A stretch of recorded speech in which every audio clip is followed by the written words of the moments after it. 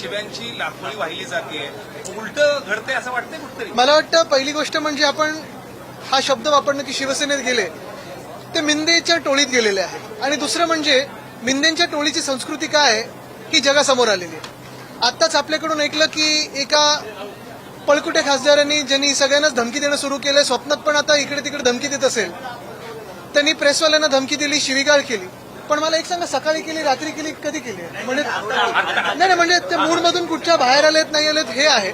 आणि दुसरं म्हणजे आपण पाहिलं असेल, काल संजय राऊत साहेबांनी पण सांगितलेलं आहे की लाईनीवर राहा, अन्यथा लाईनीवर आणायला लागेल. तर हे सगळं मला वाटतं भाजपचे वरिष्ठ नेते पाहतात की नाही, हे पंतप्रधान पाहतात की नाही, की पंतप्रधानांना पण अशी लोक अवतीभवती पाहिजेत, हे भाजपची संस्कृती काय बोलते हे मला वाटतं जास्ती आता महत्वाचं ठरेल. आमच्या घरी यायचं नाही आणि कुठलेही प्रश्न आम्हाला विचारायचे नाही, जे प्रश्न होते त्यांची उत्तर मी दिलेली आहे. मुद्दा हाच आहे की काही ठराविक जे पळालेले लोक आहेत त्यांना जनतेचे प्रश्न नकोसे झालेले आहेत, त्यांना कुठचंही बाकीचं दिसत नाही, नुसतं स्वतःचा पैसा वाढणार कसा आणि मग आपल्या स्वतःच्या बँकेच्या खात्यात हा भ्रष्टाचाराचा पैसा येणार कसा, एवढंच त्यांना आता काळजी आहे, बाकी काही काळजी नाही. ते लोकप्रतिनिधी आहेत, अशा पद्धतीनं म्हणणं, पत्रकारांना असं म्हणणं की मला कुठलेही प्रश्न विचारायचे नाही, मग त्यांनी लोकप्रतिनिधी असण्याचं ते आता मिंदे प्रतिनिधी झालेले आहेत, लोकप्रतिनिधी राहिले नाहीयेत. त्यांनी हिंमत असेल एवढं काय ना की शिवीगाळ करतायत, धमक्या देत आहेत, एवढे सगळे दादागिरीचा आव आणत आहेत.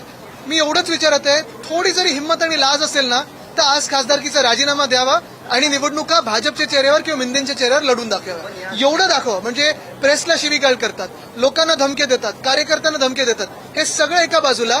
एवढं जर हिंमत असेल, एवढं जर दम असेल तर राजीनामा द्या आणि निवडणुकीला सामोरे या, हिंमत दाखवा. चला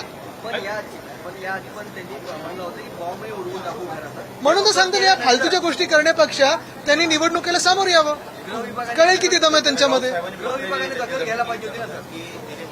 बघा, ह्या राज्याचे गृहमंत्री मुख्यमंत्री आहेत, आता ते कुठपर्यंत त्यांच्या कर्तव्याचं पालन करतात हे आपल्याला कळेल, की राजकारणात ते पण खेचले गेलेत, की त्यांचे हात बांधले गेलेत हे पण कळेल. याला लागूनच या सगळ्या खात्यांना Y+ दर्जाची सुरक्षा व्यवस्था आहे. Y+ दर्जाची सुरक्षा व्यवस्थेमध्ये पत्रकारांना धमकवणं, शिवीगाळ करणं, या सगळ्या म्हणजे त्यांनाच सुरक्षा आहे, पण इतरांचं काय? हेच तर आम्ही विचारत आहोत. आणि ही सुरक्षा मग कशासाठी दिली, कोणासाठी दिली? म्हणजे लोक यांच्यापासून सुरक्षित राहावे की ह्यांना लोकांपासून धोका आहे, हे देखील आपण पाहू.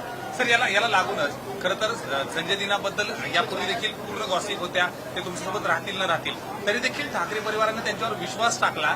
विश्वास टाकल्यानंतर आज ते ज्या पद्धतीनं वागतायत, खरंच हे कुठतरी मला वाटतं हा नालायकपणा आहे. आणि जसं मी सांगितलं ना, स्वतःमध्ये दम असेल तर राजीनामा देऊन निवडणुका आत्ता लढवा, आत्ताच्या आत्ता लढवा. कोल्हापूर जिल्ह्यातील सर्वच अचूक घडामोडींसाठी डिजिटल कोल्हापूरच्या सर्वच प्लॅटफॉर्मला लाईक, फॉलो, सबस्क्राईब करा.